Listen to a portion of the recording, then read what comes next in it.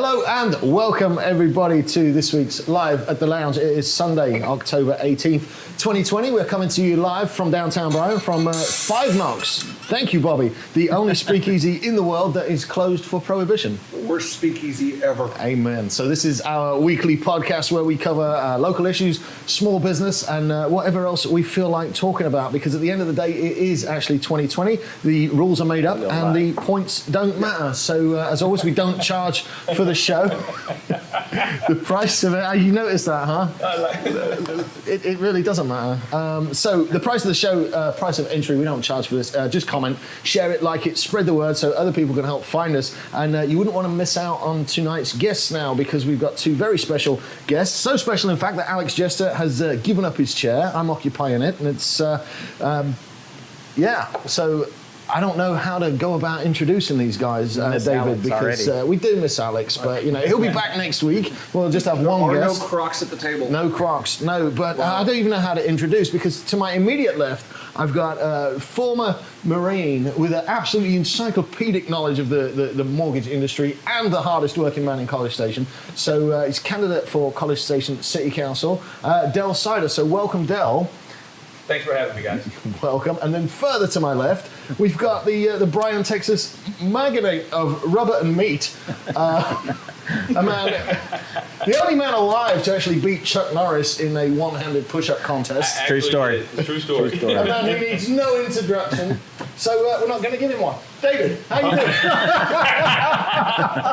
doing? You all know Bobby Gutierrez, who is running for Bryan City Council as well there. So welcome, Bobby. And guys, this is an open format podcast now. We've got a huge list of questions for the candidates, obviously, but we want your input as well. So post up questions. We're watching.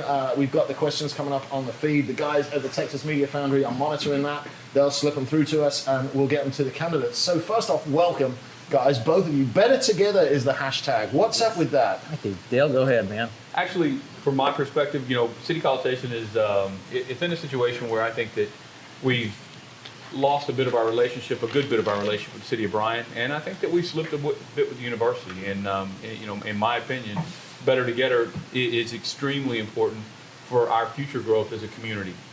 Well, and I'd say the same thing. So I just rolled off as chairman of the Brownsville Economic Development Corporation. Sorry, you said rolled off a chair and you totally distracted me there. As the chairman. I was a little higher than he was last week. Yes, exactly. I got the phone book, guys. We brought the old phone book. We brought the Houston phone book this time. Anyway, the EDC was set up it was previous RVP was set up because Bryan and College Station were battling so much that the state of Texas would not send us any economic development stuff over because they get to Bryan and they say Bryan would go, oh, you know, College Station crap and this and that, and then they come to Bryan and we say College Station was bad, and so it's like, you know what, we're not sending corporations over there, companies over there, potential people that would open up a business here because we don't know what they're going to tell them, and they're just going to go somewhere else. So they formed the old thing was the RVP, then it became the BVDC, and that's Bryan, College Station, the county, and Texas A&M all together joined as one for economic development in our area. And we've got a great staff there and everything is going, but we still, even through and I would say, you know, Commissioner Berry, Nancy Berry was a mayor at that time, and Jason Bansky was the mayor back in those days.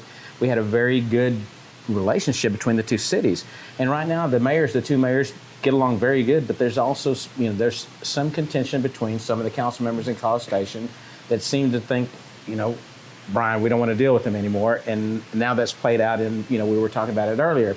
It's played out in our Convention and Visitors Bureau, you know, and it's playing out in different areas. But it is truly, if somebody moves to Bryan, College Station wins. If somebody moves to College Station, Bryan wins. We're all in this together. It's the same community. And you don't know any difference in your business. They're coming in. You don't care if you sell a house at Bryan or you sell a house at College Station. You don't care if you're doing mortgage there. I don't care who buys tires from me. I want this whole community to get along. We're divided by an imaginary line. Exactly. Yep. And the crazy thing is people coming here and looking for development, opportunity, growth, you know, just personal benefit.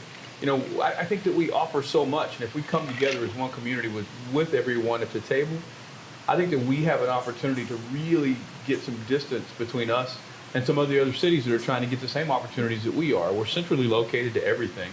And I think that is a true benefit, but it will not happen unless we come together, and that's why we've come up with Better Together. What do you think started this wedge?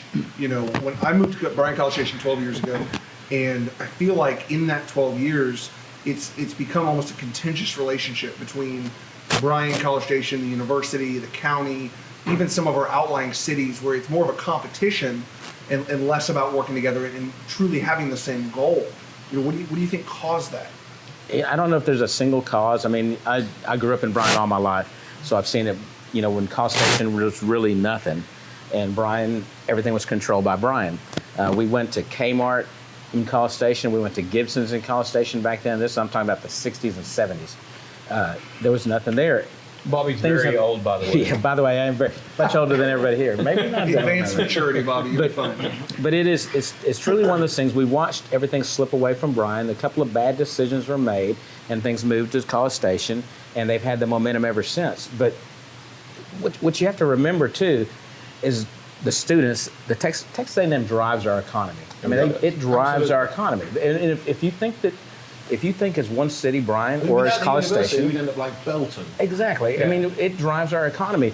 Now, we have this whole thing, and the students, we did a poll and just see how the students felt about it. The students overwhelmingly think that Bryan doesn't like them and College Station doesn't like them. They don't have a place here.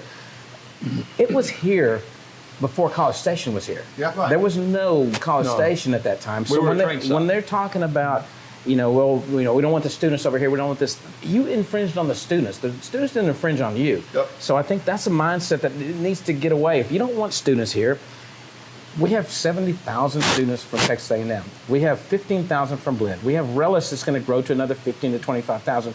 If you don't like students, then you know what? This is probably not the place you want to live and spend your retirement and everything else. And I love it, and I love everybody here, but truly, if this is where you want to retire and you don't like students, then you need to think about maybe Caldwell or somewhere else. I think the students are overlooked at times because of that. It's they're a nuisance or they're this, and they're none of that. They bring money. They're just kids. They bring opportunity. Yeah. We have people that use them every year for the big event and then push them back out as if, hey, it's been great to have you come work in my little neighborhood. Have some pizza, have some beer, and going back where you belong. And what we really should be doing is partnering with them and teaching them how to be better citizens and better people in the city environment themselves, and we can do that collectively, but we're not, overlooking that. We're still overlooking the opportunity that, the average age here is 25 because of the students. Exactly. It's a young community all the time, and that's a true benefit. It would be 24 if it wasn't for me. Yeah. Well, people look down upon the students, but then you think about the economic stability brought to the area by the fact that the spending is not driven by the local economy. You have, let's say, 100,000 people whose spending is dictated by the economies of everywhere in the country and everywhere in the world. Right. So there is cash brought in that doesn't have to be earned here, that is brought in and infused in the local economy and gives people the amenities and the level of service and the level of cleanliness and the size city we have.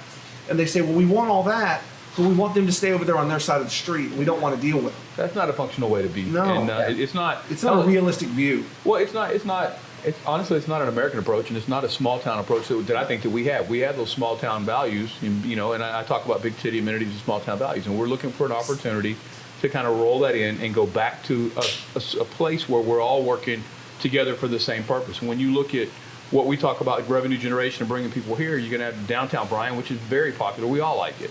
I mean, it's buzzing tonight. Absolutely, yeah. Right here, people right are now. riding the scooters all over town. Yeah. And so then you've got Midtown coming up, and then we've got Northgate. I think if we leverage the three combined, I think our community does exceptionally well over time, because we can't just let the university be the sole provider. They are the provider right now. But with Fuji and some of the other opportunities we've got coming in, we need to transition our economy to where we're all benefiting, to Bobby's point. Yeah, we have downtown, we have Midtown, we have Union Hill, we have Northgate, we have Century Square. Just think, we had talked about this, for down the road. If we could make a trolley that would go, we just get a trolley that goes, okay, we'll start in Northgate. They can go up, and you can just pull the string, and you can stop at Century Square. Then you go down and go to Union Hill, where Farm Patch and Chicken Oil Company. Go to the Midtown Park, and go on out of downtown, and back and forth. From what I understand, we have a very good transit district here. can you not integrate with those guys, the Brazos Transit District? You have to guarantee a certain amount. I mean, that's Brazos Transit, and they're good. And we're maybe it's a partnership that we can put together between the two cities to do this. They need to evolve too. It's part of that growth and that transition. But I think that's a great idea. I mean, we've been talking about that. Same, the trolley system and everything else. I mean, if you've got the students or even people visiting campus running up University, like say from out where the Hilton is in that area, and you run from there to the University and back, just during Thursday through Sunday. Mm-hmm. You can take a lot of that traffic off University Drive, and you could do the same thing down Texas Avenue, and maybe even partially South College. But it is sitting down and talking to everybody with a plan. If you make that well triangle, so to speak, it's Texas Avenue and South College and Maine, they all come together. If you make that triangle, what I've heard from business owners is that there's still a fear. And it's the famous meme, where the Lion King and they're sitting looking over and what's in the Charlotte's Bryan, we don't go over there. But there's still a fear, of the students, to go more than a few blocks past Texas University. I was talking to the owner of the BCS Axe House the other day, which is phenomenal. If you haven't tried it, go that is great. Oh my God! Alcohol and pointy objects.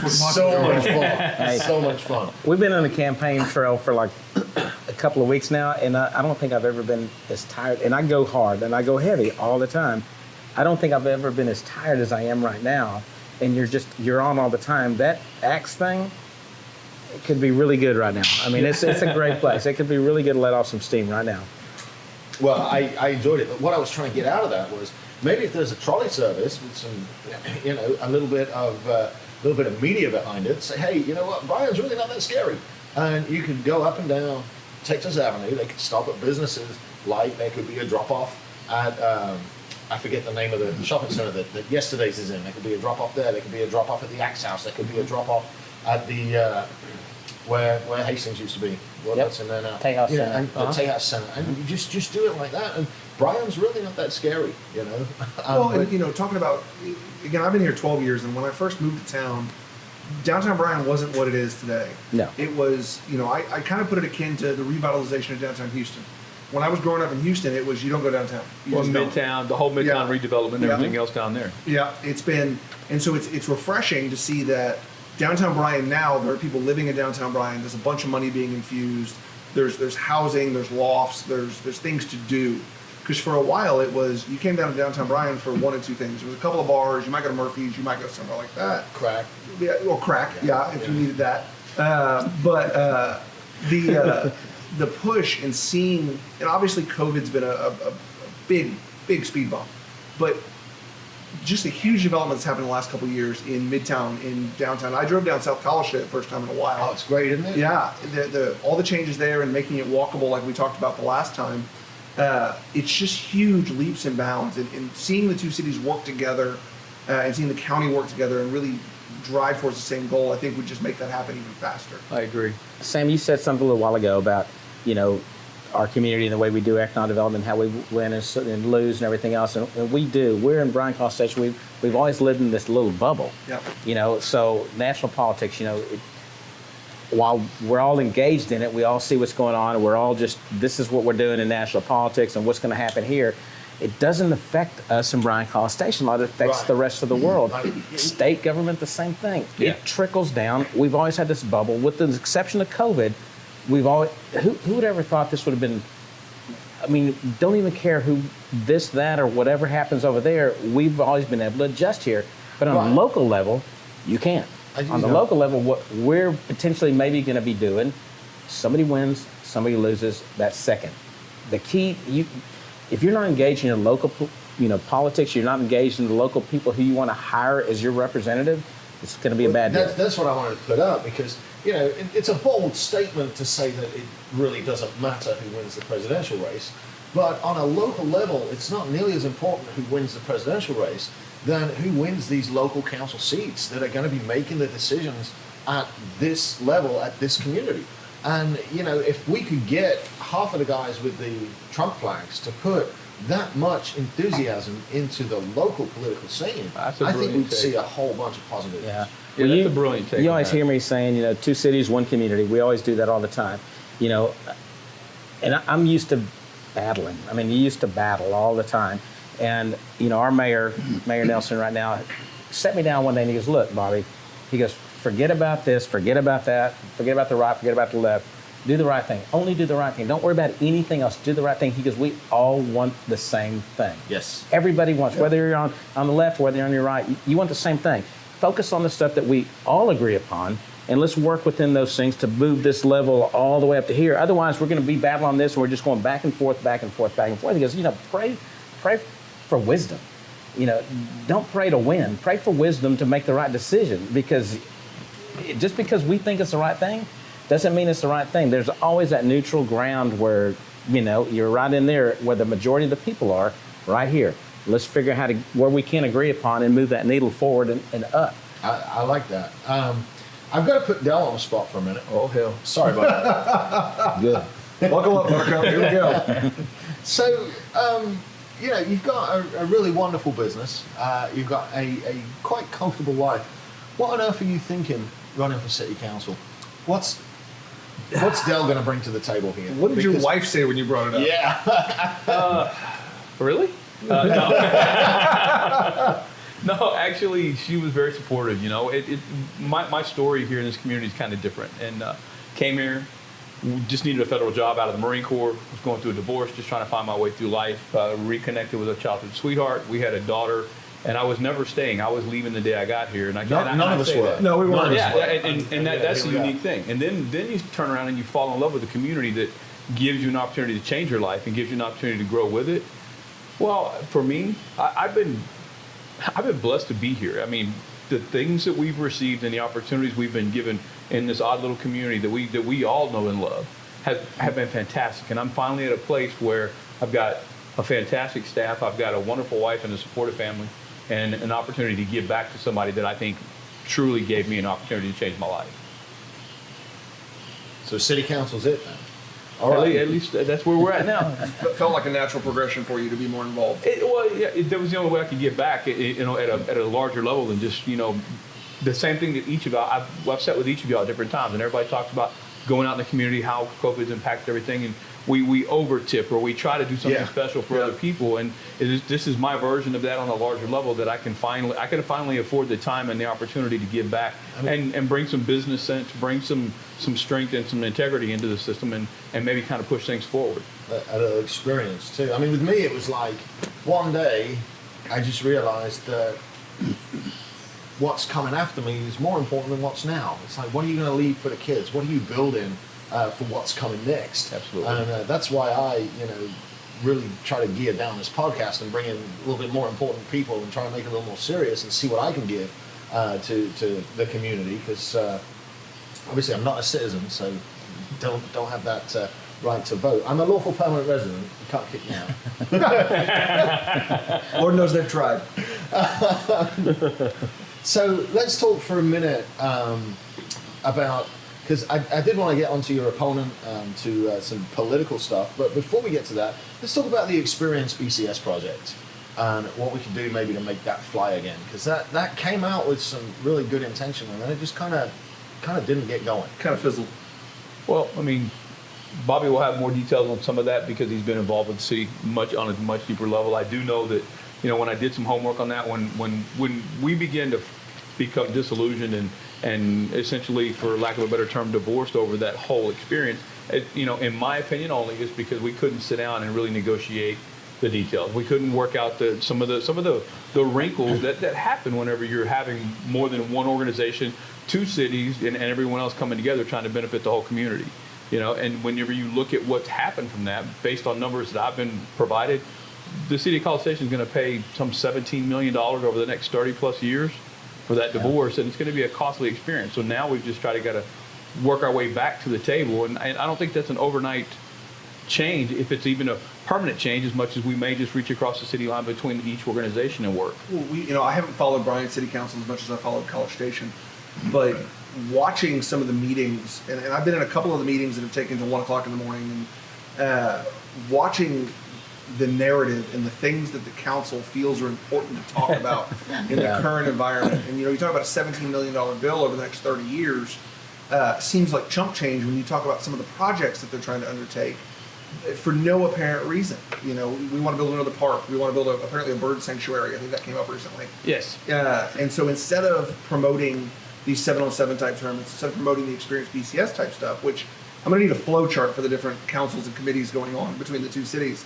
But, is that one of the things that drove you into the race and say, in today's day and age, in the current environment, the situation that we're mired in for 2020, how do our leaders feel that these are appropriate topics of conversation? That's probably one of the number one things that drove me out at this time. I mean, we've got them wanting to spend $900,000 of a $1.7 million annual landscaping budget to beautify medians.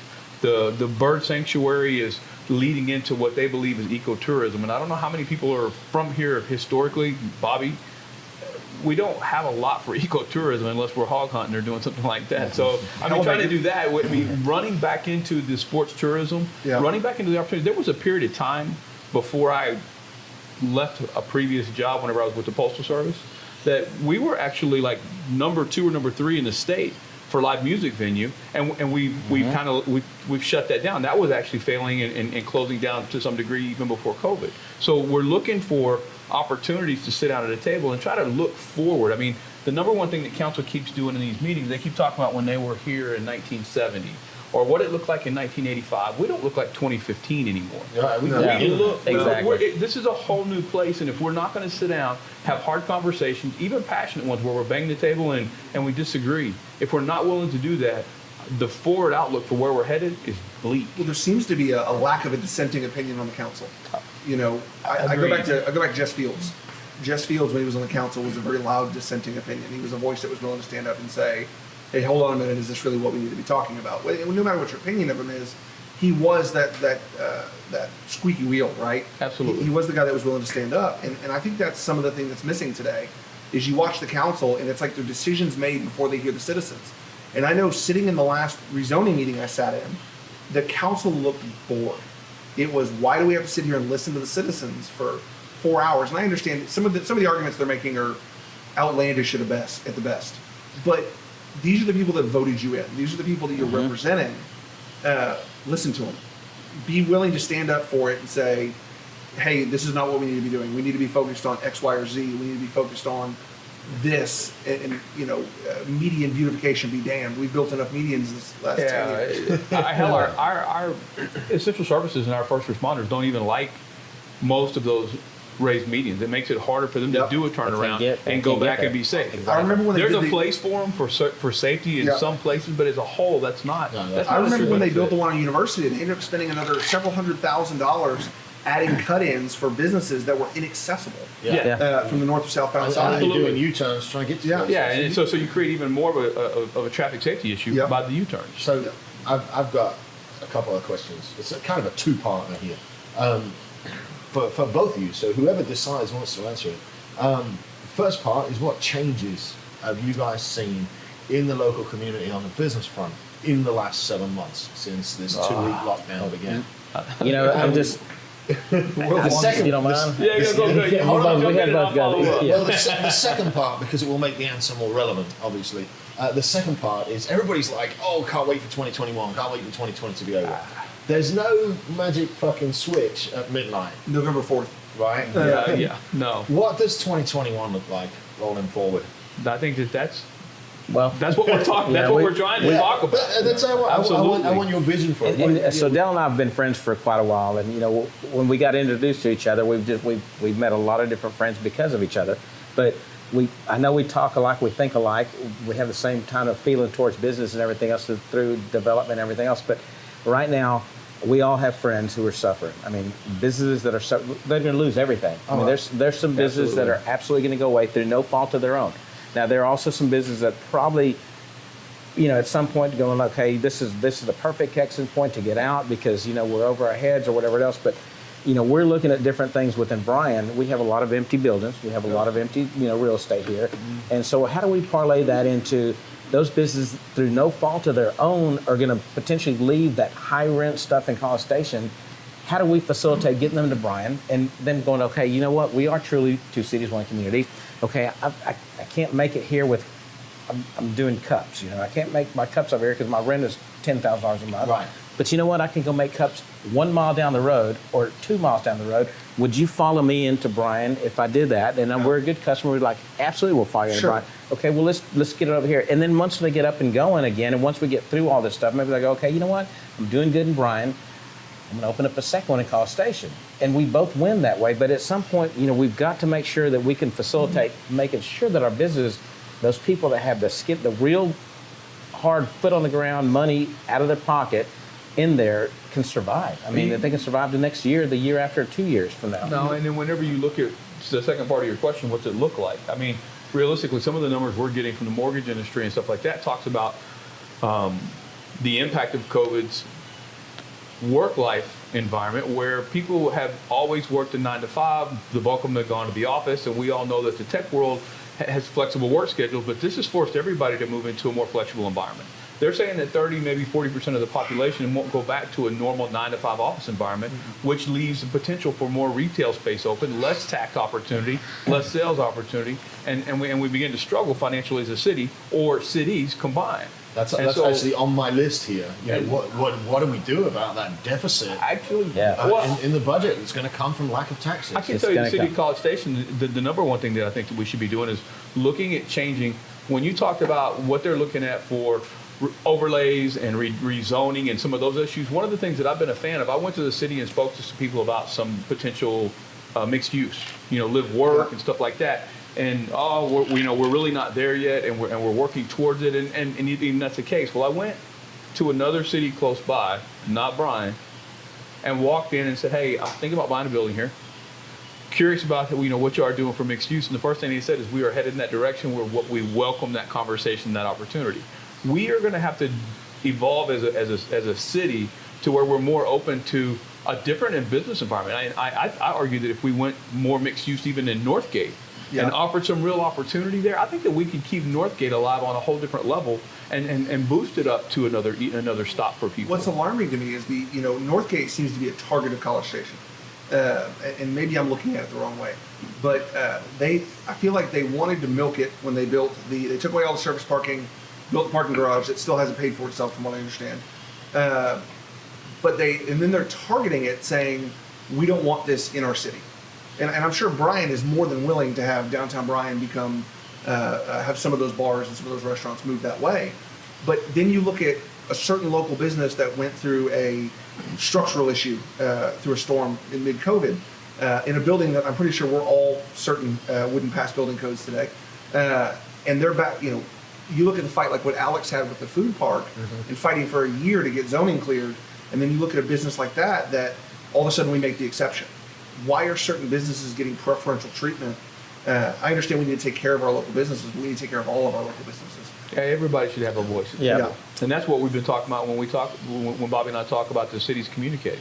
Yep. Everybody at the table should have a voice. Doesn't mean that we're all going to, at the end of the day, be happy with what we come to. We're allowed to have different opinions and disagree. Absolutely. If we don't, we're all moving in one direction with one mind, and nobody really wins. And when you said that about we'd love to have this over here. And Bryan, we've talked about this 100-year vision of Downtown Bryan, and we want the restaurants, we want the bars, we want all that stuff like that. We want live music, we want everything else.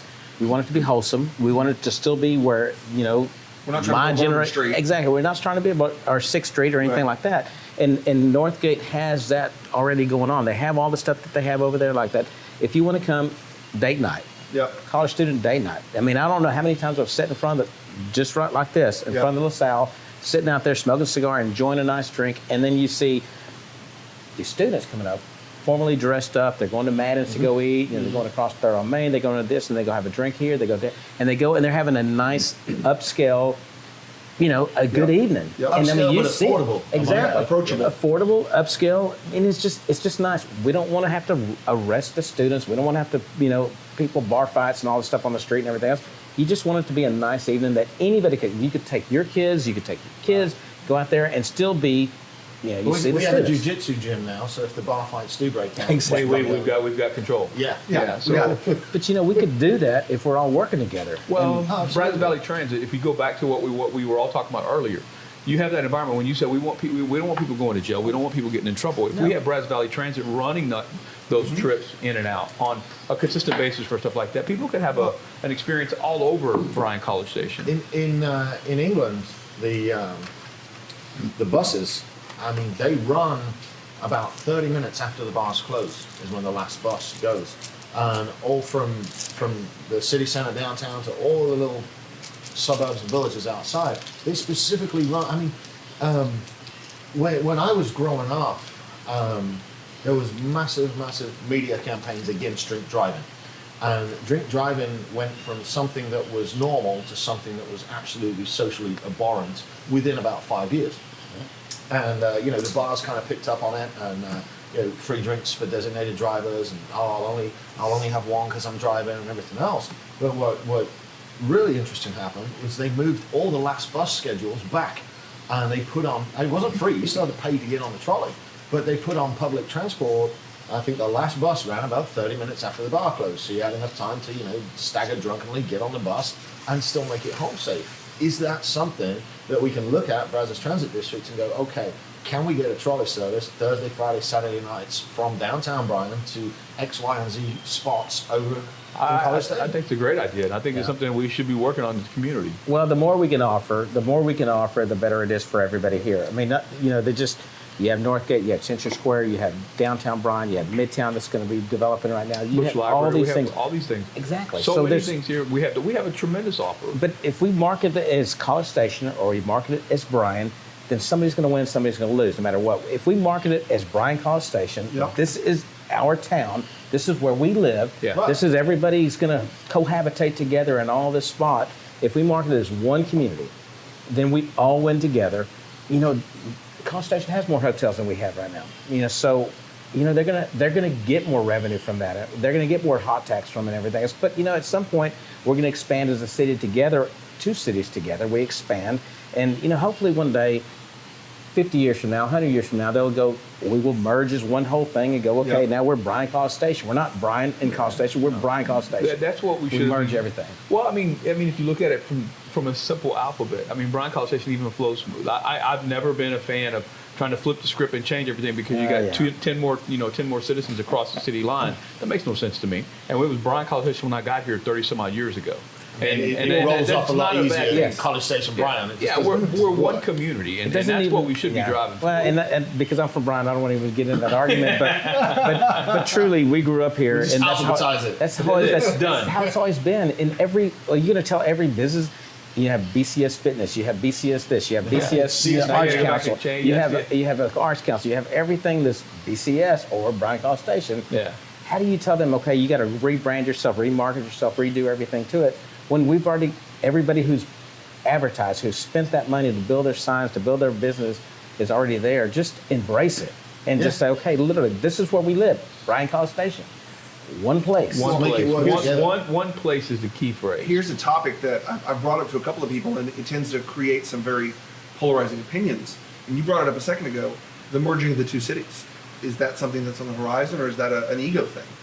Well, I would love it to be on the horizon. I mean, there's always going to be egos that are going to be involved, and everybody keeps saying, okay, Bobby. The power of one versus the power of two. Yeah, and let's say you got one more generation. Yeah, people don't want to see power. People don't want to do this, and I think it's a brilliant question. I mean, I think there's something to look at. Whether or not it's something that people really want to work into right now, that's a big step. And they always say one more generation has to die off, the next generation has to die off, and there was some heated stuff. What's the current? And I didn't look this up before the show, but what's the current population of Bryan versus College Station? Do we know? We're at 90. I think you guys are 120. Well, we're just 122, so right around that 120-ish. So from dealing with some of the more corporate entities that I've dealt with, when they look at Bryan College Station, when they look at College Station, like, well, it's a town of 100,000 people. Well, it's not. It's a town of 200,000 people.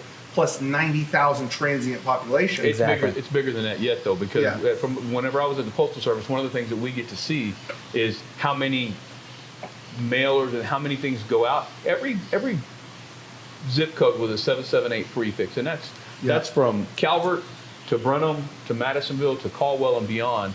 Everything with a 778 prefix feeds into this town to shop, eat, and do medical. Yep. We're like a million. It's critical. And so what we need to, by joining together and being more of one community, we can offer a better experience to those people and keep them here longer. Bring them in for opportunities for themselves on a regular basis. I had seen somebody bring up the conversation of unification of the charters and saying, we're going to be one city, and now we're a town of 220,000 people.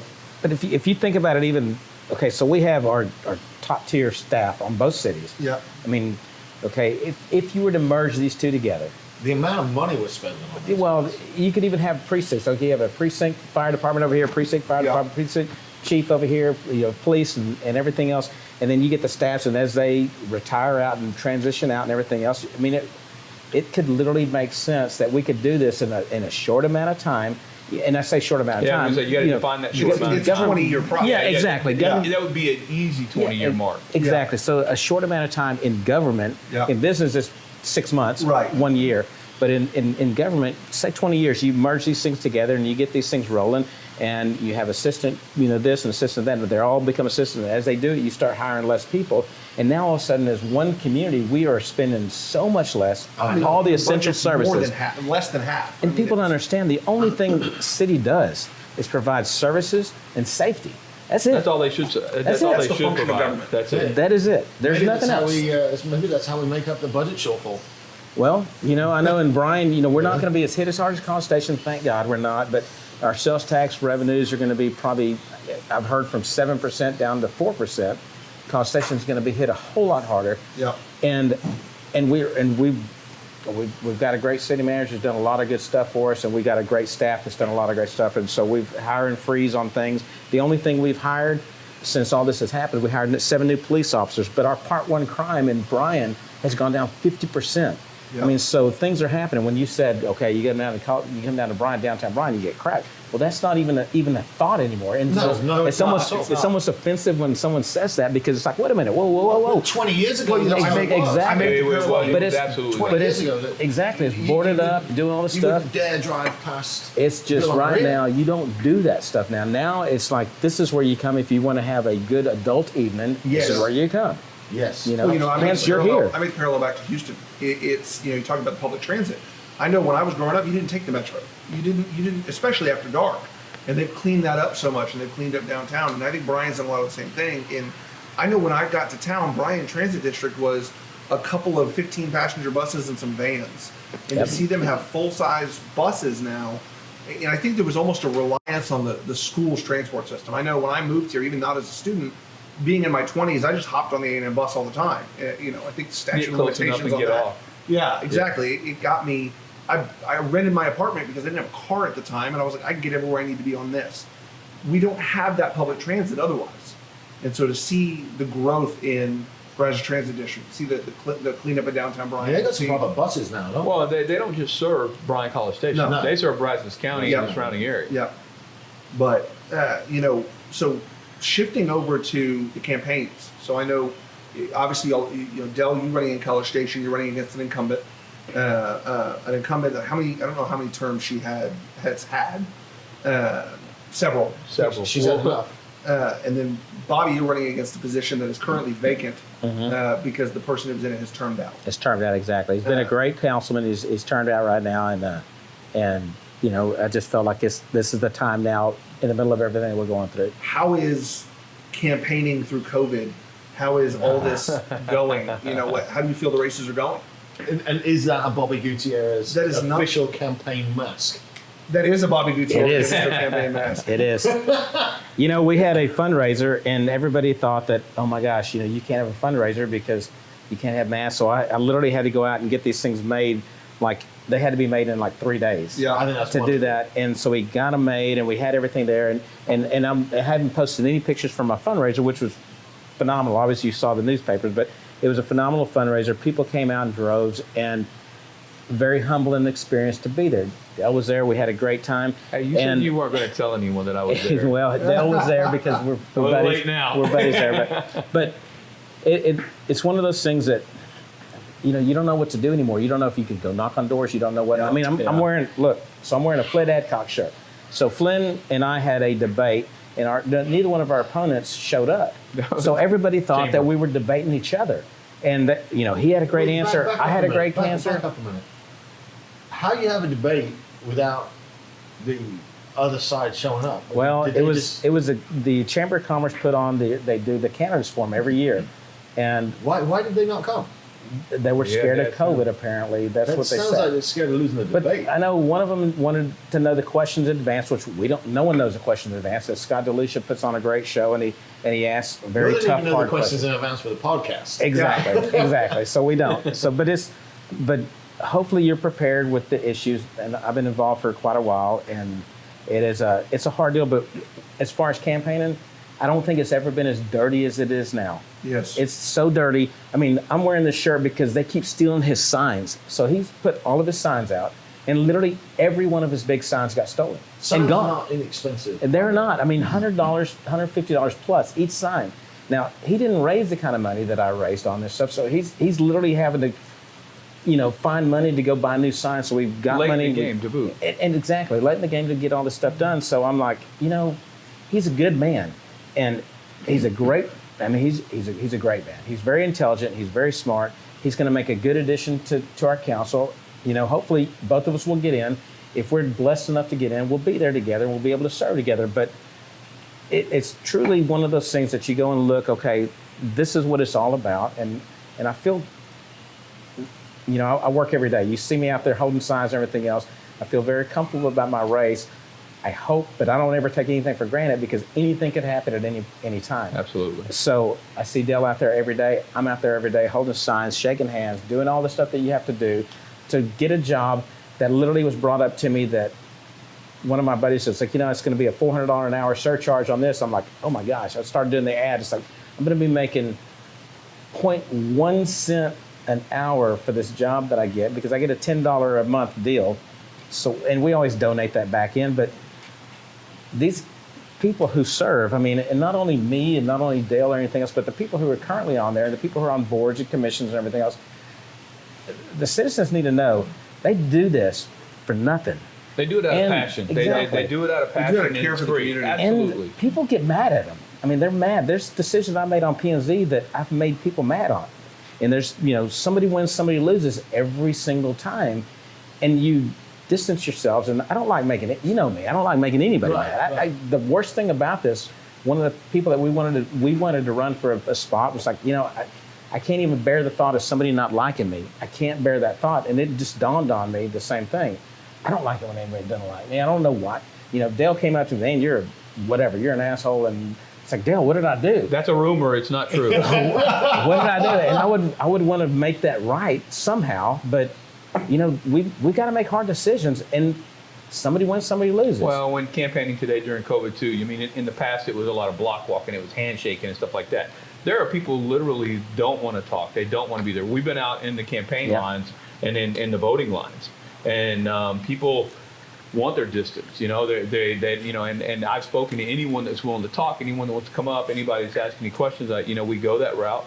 But I think social media and going back to some old school sign placement and opportunities and things like that are how this is going to be done. Sitting here and talking to you guys and bearing our souls and answering your questions. It's the only way you're going to get it done. And whenever you started talking about you're some opponents or some other people fear COVID, I want to argue one thing, guys, that if you're going to be a leader, you can't lead from behind. Yep. You absolutely have to lead from the front, and that means at times you have to be out there where it might be scary and it might not feel the best for you on a personal level. But when you're leading, you're taking that risk on a regular basis, and you're doing it willingly because it's for something bigger than you are. Well, and two, when you do this, you got to understand too, so people are going to come up through these ideas. Hey, Bobby, I got this idea. Hey, Dale, I got this idea. I got this. And they have in their mind, they think this is the best idea. And you got to run the traps because you don't represent them. Right. You represent them as one person, but you're representing the city, Everybody. all the citizens, and everybody else. And you go like, man, that's a great idea. Yeah, it doesn't really fit here because this is that 100-year vision. This is that 50-year vision that we're trying to get to. And how do you make that, while it's a good idea, where you want to go because it financially makes sense for you, it doesn't really make sense While it for the benefits vision. you, it doesn't benefit the majority. It doesn't. Yeah, It doesn't. It'll benefit you, but it doesn't. And you've got to be able to tell them, hey man, that's a great idea, but it's not going to work in Bryan, or it's not going to work in College Station. And y'all run single-member districts, so that's an even a different take on what we're talking about. Whenever citizens want something, Bobby's got people coming to him from a district that want something for their district and their overall opportunity. In College Station, we run at large, so we represent every citizen, every political view, and we sit down and try to figure out what's right for the city long term, because if the city can't take care of itself, it can't help any of its citizens. Exactly, that's true. You know, and I know I've got hammered on, okay, Bobby's the guy that wanted to do away with single-member districts in Bryan, and you want to do away with the poor, you want to do away with this, you want to do that. It's like, that's not true. So what I said was, okay, look, we keep the single-member districts. So if you live in one, you got to run in one. If you live in two, you got to run in two. If you live wherever you got to run there. But we as a city should be able to vote on everybody, because we have 7 people up there. It impacts every single one of us, and they should be held accountable to I know I'm going to be held accountable for everybody up there, not just my single members of 3. Right. I'll be accountable for from downtown, and just so happens I'm not in downtown. Even though I'm the king of downtown, I don't get to represent downtown. But yeah, I'm gonna have to challenge you on that. He just threw that out there. The king of Bryan. Let's just clarify. You're only the king of downtown because you got it on the very last go round. I raised the most money, and nobody will outdo me. So if you can outdo me, outdo me. Because I believe that wins. Rules still apply. I have a sword. Well, take your hat. Remove your head and take your hat. But it really does make a difference, though, that it's not England, Sam. If you have one district that doesn't vote, or 2 districts don't vote, or 3 or 4 districts that don't vote, and you have the majority that are voting in one, but they only still get 20% of the say-so on what's going on. It's a hard deal. Isn't that a microcosm of what we're talking about with the cities? With the and then cities. on a larger level, because we're either all communicating and working towards one goal to the benefit of everybody. We're not just working to benefit just one district or just that, because the city of Bryan has to do well. And the city college is the same boat. We all lose together, or we all win together. Absolutely. That's all. That's what happens within our community. We all win or lose together. Amen. We all do business together. We all do everything together. I mean, my customers come from all over. Thank God they come from all over. By the way, please buy tires at House of Tires. Oh, so no, but it's exactly no. For your Mercedes that you bought at Mercedes at College Station, so drive it to your house that you bought from Living College Station. You finance through 12 mortgage. Exactly. Right? There we go. We got it all in one deal. So that's why I'm here. No, but truly, we are one community. We are. And whether the company is in College Station and they have workers from Bryan, or they have whatever, right now, and I was just thinking about the other day, I bought a house in College Station. I lived in College Station for a while, and I paid $65,000 for that house. And think about that house, what it's worth now. And I just sold it. I mean, we talked about this. I just sold this house, and the amount that it costs to live in either one of these cities now is crazy compared to the rest of the country. I mean, it really is crazy that we have this little micro spot here that is so expensive to live, but it's not a matter of affordable housing. It's a matter of supply and demand. Right. And we can't, as a city, we can't justify, or we can't say, okay, well, we're going to do affordable housing, because there's no such thing. I could afford a trailer house at one time. And I worked until I could afford something else, and I worked till I could afford something else, and I've had the opportunity. I've kept every single house that I've ever bought. I've used them rentals and everything else. And I've just sold that first one. And but it's rumored that he took a wheelbarrow load of dirt from College Station and brought it to Bryan, so he can still be both cities. Yeah, but the stuff in College Station, nothing will grow in that soil. Nothing will grow there. True. If you put in a median, it would.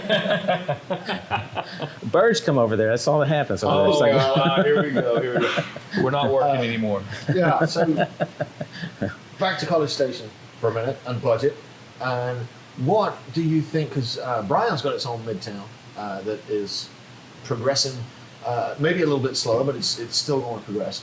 What are your thoughts on College Station's Midtown project and how that's going to look over the next few years now that we've got a little bit less in the budget, man? I'm wondering if that's not going to have to change a little bit. Bobby talks about Bryan's 100-year plan, and long-term plans are always really good. It's good to set goals and opportunities, but then you have to evolve and adjust as things change. And COVID changes everything. They were banging away and going to town when they first got started. COVID upset everything. Like I said, they finished the multifamily housing, and they've got a retirement community there, And it will take time, but I think it'll come together. I still think that we still leverage that opportunity to go back to Northgate for a lot of that. And then, that new Midtown area is beneficial as it comes together. And it's not going to be something that's going to, I would venture to say we've probably been delayed several years because of COVID. I could see the timeline adjusting on it. Absolutely. But everybody's timeline is adjusting for everything. Well, yeah, no I mean, doubt. for everybody's budget suggestion, everybody's business forecasts are adjusting. I'm looking at retail spaces. I'm looking at, you think about business spaces, office space. Look, I mean, we've that's all why had to go to Zoom now. That's why we're hanging out downtown. I mean, when I left my office in College Station, the plan was to go and move to another office in College Station.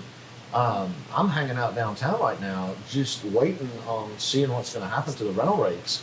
Then I'm expecting them to dip quite severely over the next 6 to 8 months, and be able to rent something longer term in College Station and build a business there, and retain this place in Bryan, and still be paying less than I was paying for rent alone in College Station last year. I think trying to leverage the opportunity while it's there is beneficial. But when you look at that question that you covered a while ago, what do we do? How do we rezone and adjust?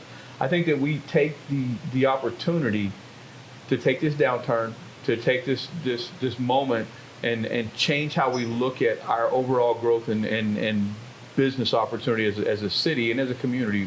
When we look at going more, multi-use and looking at a different business model and way things should be going forward. There's no normal anymore, and we're not going back to where we were. No, there's definitely a new version of what we're going to call normal. And I'll just tell you, I mean, when you've sat here with us for just a little bit of time, and you've got to know Dell a little bit. I don't know how well you knew him before, but I've known Dell for a little bit of time, and this is why he has my support. This is why he has it, because he will think, he'll walk through the questions, he'll ask the hard questions, and he'll help you, guide you, but he's going to listen to everybody. And it's not going to be fluff, and it's not going to be showy. It's going to be it's Dale. That's why he has my support. It's because he's solid. Yes, rock solid. What you see is what you get. Exactly. My support's for keeping the flat top alive. Boom. How do you trim that? I mean, what about the no top? What about the no top? Yeah, would you guys have The no top is good. No, listen. There's a young lady that's been cutting my hair for a very long time, and she makes sure that there's not a hair out of place on a regular basis. See, I've had one cutting my hair for a long time too, and I'm gonna have to stop going. Bobby, they're charging you double to find it. And I've seen them pay more. David's not going to take his hat off. So No, it's yeah. I decided to. Flock of seagulls, man. Yeah. Oh man, we went way back right there. Pulp Fiction look going on. Yeah. No, but to me, we have so many good things in our community. We have so many good people in our community on both sides, and we have just a little bit of this noise. We talked about earlier. You have, whether you're Democrat or Republican, you have 3-4% on the right, and you have 3-4% on the left that are arguing about these things that really we don't care about. No, I mean, we do care about them. Everybody cares about them a little bit, but that can't be what kills us. They can't be what's driving. You still have the people in the middle that are and I want to say the same people that aren't going to live and die on something. They're just going to go, look, let's figure out how we get this thing up. Let's figure out right here. Better my town for my family. Exactly. Every year, every election cycle, we are choked with gay rights, we're choked with abortion, we're choked with BLM. If you look at the searches on Google, it's like literally every 4 years, huge spike searches for the stuff that the media are forcing down our throats. And it's all to distract us from the fact that local politics is what affects local lives. Yeah. So I don't know. Think. Local. It is. It's It's truly about local. I mean, it is. And right now, I mean, for everybody out there listening, if you want to help, you help your local business. I mean, help your local business. I mean, there's so many people who are suffering right now, and you can, convenience is great. I mean, you can order stuff in, you can do stuff and everything else, but these people are suffering, and these are the people who you call on every day. Hey, Bobby, can you sponsor my Little League team? Can you do this? Can you do this? Can you do that? And Becky and I give. We don't have kids, so we give a lot. And when we can't afford to give, like right now, there's not a lot of money extra left over because of all the stuff that we've gone through. We've had a downturn and everything. We give of our time A lot. and we give of our, whatever knowledge or stupidity or whatever it is that we have. We give of that. And if nothing else, it's a sounding board to come off and always say, look, I'm very accessible. People come over to the shop just to talk or just ask to get directed to where do they go, or where do they do this, and I don't turn anybody away.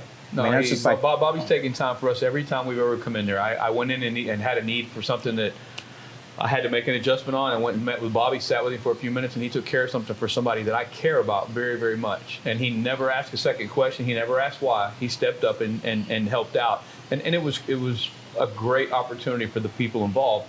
He did it willingly. And I think that ability to step in, make that decision, or reach out and offer that hand for people that are willing to work for themselves is critical. Well, I love our community. I love downtown. Obviously, I love downtown. And just this whole resurgence of everything here in downtown that's going on. But it's everything. I mean, I don't know if I spend more money in College Station, more money in Bryan, but what I do is I try to shop local everywhere I go. I try to shop with everybody that I know. The Chamber of Commerce has been phenomenal. I mean, if you're not a member of Chamber of Commerce, be a member of the Chamber. Absolutely. Get into that, get going, be involved. And if you feel like you're outsider, it's because you're not trying to get involved. Because I promise you, if you're somebody good and you're willing to work, there's the doers and there's the sayers, like everything.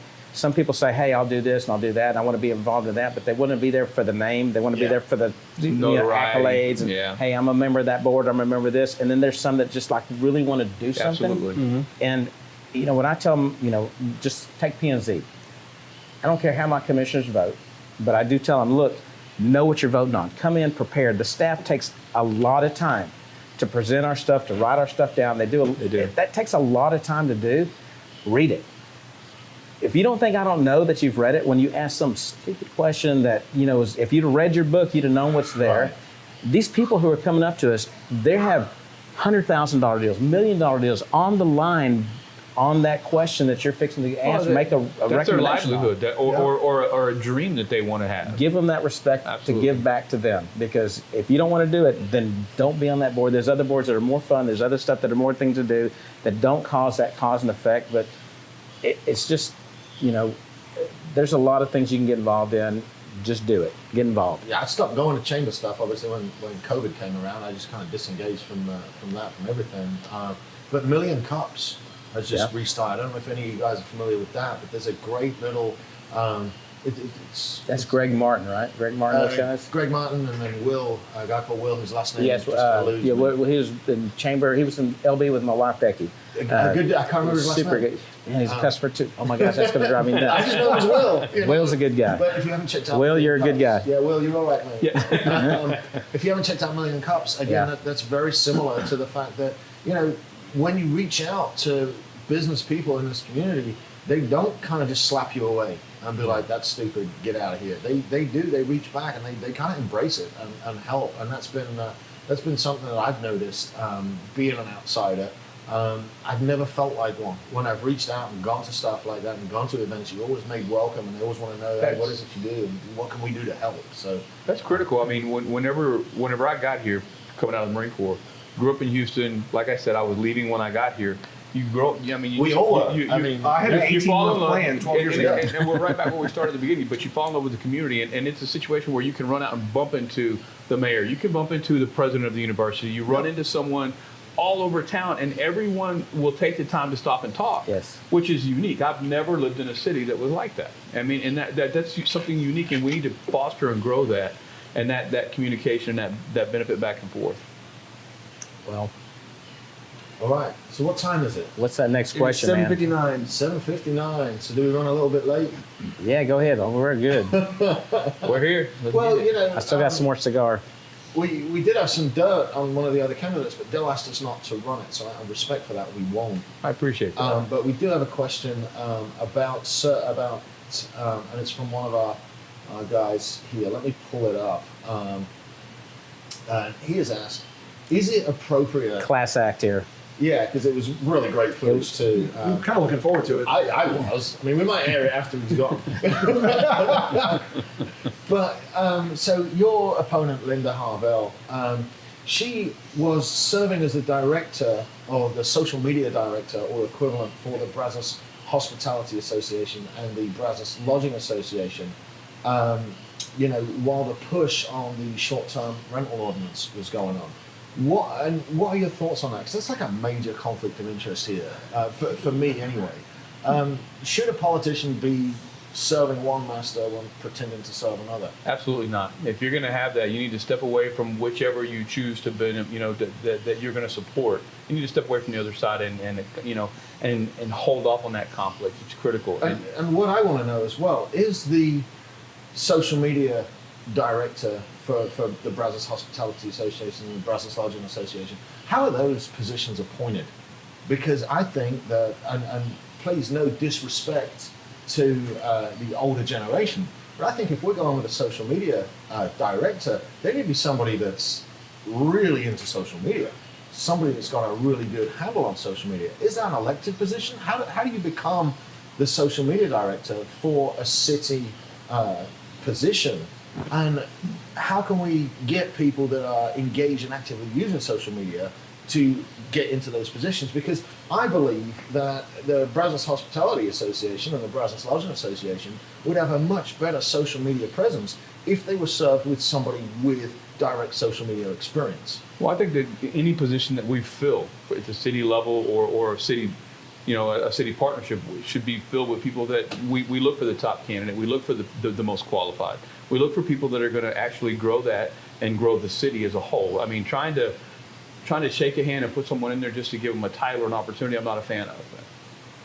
And I'll expand on that too, because I will tell you, the way it's always worked before, everybody says the good old boy system and everything else. I'm a product of the good old boy system. I will tell you that. You donate, you get in. What do you want to do? What would you like to do? Well, I'd like to serve on P&Z. And I had a specific reason why I wanted to do this. But it wasn't just because I wanted the name on the P&Z thing. Specific reasons. We had things going on within the city that we wanted to change. And there was a big group, there was a big push, and they wanted something that literally had no skin in the game. I'm not a realtor, I'm not a developer, I'm not anything else. I own a tire store. I'm not going to gain anything from any decision that I make. Unless I can make everybody say, okay, there's no more tire stores and come in the city of Bryan, College Station, and everybody has to buy tires from me. I think we should vote on that. Nothing could happen from that. But as I've been on that board and as I've realized how valuable our staff is and how valuable that information from staff level, but from the business community involved. At every board, I truly believe this, every board needs to have a good banker on there, needs to have a good attorney on there, period. And then you have business people, you have entrepreneurs on there with skin in the game that know, hey, this is a good idea, this is a bad idea. You got to have your risk mitigators, you got to have the legal part that go through it, then you have to have staff giving direction for that stuff too. But what I would like to see going forward anyway is like, okay, so we've had these board appointees and some are good, some are bad, some are, and everybody wants it, but you have some that want it because they want the name, and then you have some that want it because they want to do something. What I would propose, what I would love to see forward is like, okay, you go to that board, whatever board it is. What do you need on that board that's going to make you more efficient? It's going to make you a better board. What kind of person, subject matter that you need on that board that's going to make you a better board? That'll make better decision making for everybody involved, whether it be Bryan or College Station. And then those boards bring those recommendations off the list of everybody who wants to volunteer. You look at them and go like, hey, man, this guy here is perfect. And you bring those recommendations to council, and we pick from the 5 or 6 people that are there, and you go, okay, but if you just take from whatever, so, well, there's nobody from 1, or there's nobody from 2, there's nobody from that. You can't do that anymore because you have to have subject matter experts, because these are people who are making those long-term decisions, right? And they got to know what's going on. They got to know what those decisions, what the repercussions of the decision they make. Are they made up off of every board, or do you actually put together a consortium outside the board that you meet with as council people? But I don't think anybody knows. To the board. I don't think anybody knows unless you're on that board, because I've been on a lot of boards. I'm on a lot of boards, and I know, man, we really need this, or we really need that, or we really need this kind of guy on here, because I'll just take it for this. On P&Z, I remember looking at these plats, and I'm looking at this thing going like, what in the world are we even doing this for? And then we had John Bush, who was a banker, and he goes, well, I can tell you exactly why we're doing this, because this guy's trying to buy this piece of property, and this thing's cut off over here. It's in the floodplain, and he can't get financing to buy this thing, to do that development, if we don't get this plat done. Right. And like, well, that makes perfect sense. Yeah. It makes perfect sense. Now I understand why we need to redo this plat. And if we don't have people like that have that subject matter knowledge, making those, or help drive those decisions, not making them, but help drive them, at least give an insight to it where we can all make, intelligent decisions, versus going like, oh, we don't like that guy. We don't like this guy. There's whatever. We don't want this in our neighborhood. Exactly. Yeah. You have to have that. It's the not in my backyard crowd. We want this in the city, but we want, I remember when we went through the zoning for the stores we put it in College Station, and one of the big arguments that just shocked me was the citizens that lived back there that wanted to, they didn't want to lose their cows. They liked looking at cows. They liked driving into their neighborhood past the cow pasture. Yeah, but wasn't that same spot actually zoned for industrial too? So and what you guys did versus industrial was the spot that we're in, to my recollection, was zoned rural still. The spot behind us was zoned industrial too. Right. So there was a plat closer to their neighborhood that they could put a chemical storage facility in with no meeting. Right. But the property that we were trying to turn 18 acres from pasture land paying no taxes to 3 car dealerships was contested. Yeah. It blew my mind. We were at that meeting till, I want to say it was 1 a.m, listening, and that's the first item they touched, and they still had a meeting to go. We had the entire council chamber fill. We had the seating outside the council chamber fill and standing room only down the hallway for the number of people that wanted to speak. And every citizen deserves the right to speak. Absolutely. Some of their arguments just blew me away. That was the topic they wanted to talk about. Well, being on P&Z for 11 years, I'm telling you, the most, your biggest skin in the game is your house. What you have, that's your investment. That's your long-term investment, and everybody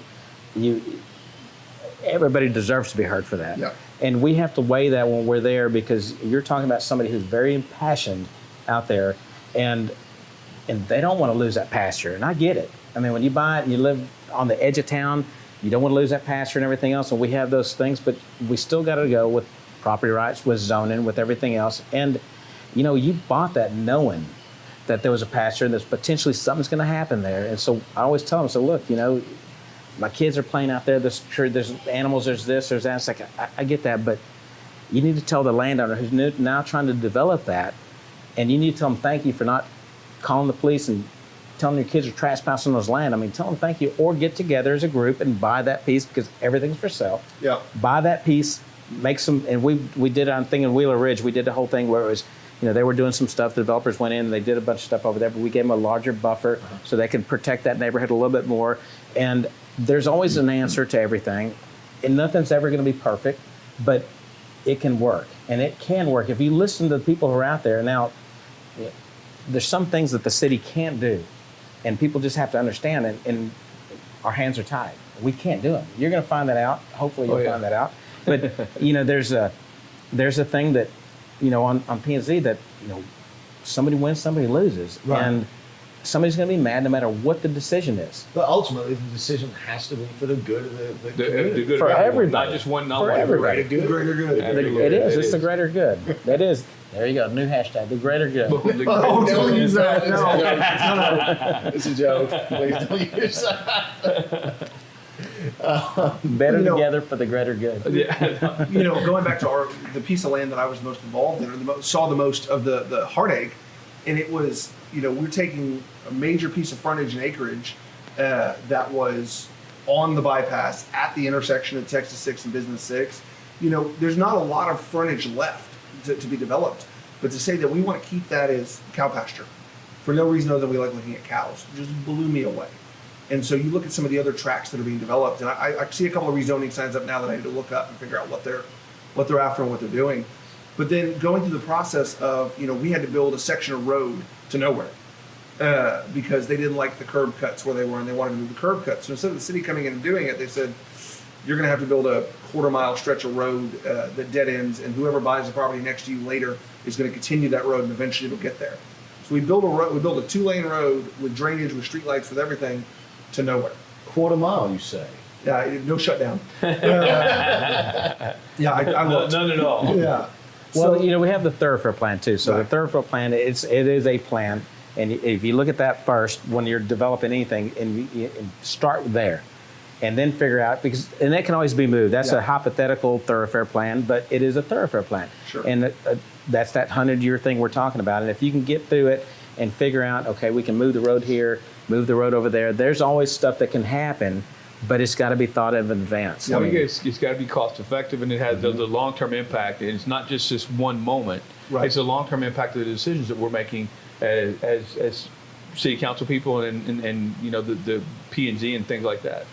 You know, the residents brought up another good topic on drainage, right? That's one of the big hot topics of that area is as they concrete more stuff up, and as I think it's Carter Creek that runs back there, as Bryan builds bigger, as College Station builds bigger. And I think they brought up good points there of how are we going to handle cleaning up the creek? How are we going to handle runoff, right? Absolutely. In our situation, our runoff went the other way. We were on the other side of the topographical line. But they brought up a lot of good points that seemed like they fell on deaf ears with the council. We'll get to that later. But people's houses are flooding in heavy rains. Right. That's a problem. And there are areas that never flooded before, but development's causing it. And that's growing pains. Right. But it's, talking about P&Z, somebody's going to win, somebody's going to lose. Yeah. Well, and I'll touch on that just for a second. I mean, because, we didn't know how fast the cities were going to grow. No one knew that. I mean, nobody knew that we're going to be the fastest growing city in the country for a while. And now we're the top 1, 2, 3 in the state every single year. We grow. And, you're leveraging, you're putting money out there. The city's having to put money out there. Okay, well, I can fix this drainage here, but I got this 300 houses that are fixing to come over here that's going to add tax revenue that will potentially pay for that thing later on. The problem is we're growing so fast that we're putting these streets in here. We have this debt that goes into this thing here, and then we have another 300 houses, then we have another 400 houses. I mean, I remember in Bryan, when I first got on P&Z, we had our numbers were 200 homes built. I mean, 200 homes. We have over 500, 600 right now on the ground. Well, right now. That was for the whole year. From my notes when I was working over in College Station, between the two cities, we've got over 4,000 rooftops scheduled to be built within the next 5 years, or we did have. Right. Just from the existing developments that we have between, Southern Point, Brewster Point, because that's got three phases that are scheduled. TWS, rest in peace. There's Pleasant Hill, the new D.R. Horton Stylecraft subdivision. There's the Midtown College Station with the D.R. Horton. There's about 400 rooftops scheduled in there. I mean, we're growing. And it doesn't seem like it's slowing down. Even with we're not seeing that. I mean, Greens Ferry Reserve, Garrison Creek. I can just keep listing off. Yeah, well, Dr. Gaines says that we're going to grow. We're going to double in size by 2050. Okay. We'll be a 500,000 person community, and that's the growing pains from that alone. Even if he's off by 100,000, are going to be substantial. We're going to have to push forward and try to put that forward planning out there and look at the overall impact. Yeah, there is no good answer. There's no easy answer either, too, because how do you slow that growth down? Because people want to move here. We want development. We want jobs. We want higher paying jobs. We worked on that CT high school to do that just-in-time training for the new stuff. I don't think you slow it down. I think you manage it. I think you put competent people in elected positions and you manage it. When you talk about capital investments, you look at College Station, the wastewater treatment plant off of Spring Loop. Yeah. That was built in the middle of nowhere when it was built, and now is dead in the middle of the city. And I know is a hot topic of discussion every time the wind changes. But I used to live over there, so Spring Loop has an affectionate name, but it's you look at that. That's a $10,000,000 project to even consider moving that. Yeah. We did that bio-corridor years back, 10 years, 15 years back, and it's a joint collaborative effort between Bryan and College Station, interlocal agreement that we put together. Bryan owned the dirt, College Station was in their jurisdiction, so we put a sharing agreement together, and it's worked well. It morphed into something else, and then we had COVID hit. Now we had Fuji that's doubling the size right now. I mean, they're doing these great things over there. We're going to probably be the center of the pandemic research and the manufacturing of the drugs. So now we have one of my clients is working on it, and they're working around the clock over there. So just think about this. We have the perfect opportunity as a community, the perfect opportunity to parlay that into real high-tech jobs, get that bi-corridor going again. We have Gerard, who was head of all the bi-corridor, now he's the guy next to Trump, right up there, talking about bringing in all the stuff. Dr. Gerard is up there; he's the one doing it. And we've already looked at national security. We've looked at the national security, going, okay, all of our drugs are being manufactured in China. Okay, so Pfizer, Johnson, Merck, all these people are doing all their stuff in China. Just think if we can get those companies to go, okay, you know what, build 10% of them here in Bryan College Station in our bi-corridor. I think we're going to see a little bit of... it's third-party vendors that come in on top of that. They actually support them. So it's not just one group. Exactly. Right. It's all the supportive operations that come in on top of it. So we can actually do it now. Back then it was, this is what we're going to do. This is our vision. Now it can be a reality. We have all the right people in the right places to bring it back to Bryan College Station to go, okay, here, this is where you need to put your new facility. And not only just do 10%, and we're not talking about the pandemic drug, we're talking about all drugs, any kind of drug. Long-term impact. Yeah. Build it here, make it here, and then do some, where you do 10% here, but make it expandable to do 20% if we get into the situation again. And now all of a sudden we become the hub of all the biopharmaceuticals in the country. We've talked about it on the podcast before, but the idea of creating a community that students come and say, I like this, I want to stay here after I graduate, and I want to get a job here. Exactly. And creating that and bringing that economy and bringing that income to town it'll accelerate that growth. Yeah, but if you do that and you go back to your point a while ago and Bobby's, when we talk about, Bobby asked, how do we slow the growth? If you have something like COVID hit again, slowing the growth puts us already behind the 8 ball because we've already begun to slow. If you're managing it and looking for that long-term benefit, then you're growing into whatever's coming at you, and you have more room to settle if there's an issue. Well, I think what's happening on the national political stage is going to see a legitimate pullback from globalism and move a lot more manufacturing back to. Well, I hope that, and I hope we can literally, as leaders, capitalize on that thing. Make it. Where do we fit in Bryan College Station? Yep. Where does Brazos County fit into that long-term scheme of how do we make it that here? talent bank right there that we can use Every year. to feed It's graduated talent straight into the 20,000 talent students. bank. It's a central location where we have a rail system. We can increase the size of our airport, and we have logistically the ability to push it out to larger cities and opportunities much more efficiently than other people. geographical oddity. 2 Absolutely. hours from everywhere. Yep. Yeah. Middle of nowhere, center of everything. Yep. Yeah. I love it. All right, it's about time to wrap this up because the guys over at Texas Media Foundry are making noises because we haven't fed them today. They've not had their pizza. But I do want to throw a massive thank you to both Dell and Bobby. Get out and vote if you haven't already. Go and do that. Right here. Flynn, Bobby, Dell. Quit stealing his signs. Let's vote for some guys that are actually going to make a difference and inject some new and experienced blood into these 2 councils. So huge thanks to you guys. Huge thanks to 5 Knocks, the worst speakeasy in existence for having us down here.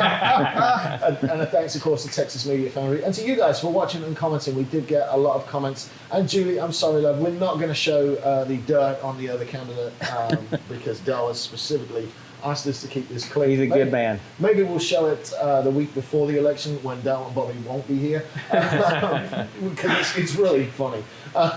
But we're not going to show it tonight out of respect for Dell's campaign because he wants to run a clean campaign for whatever reason. I mean, I like throwing there. But anyway, y'all be good and be safe. And be sure to tune in next week when we've got a musical guest for y'all. Mr. Keith Kalina, who's just put out a new album, will be joining us here live at the lounge. So thanks for coming. Vote Dell. Vote for these guys. Vote. And, That's all. y'all have a great Yes. week. Thank you. We'll Thank see you you, next guys. time.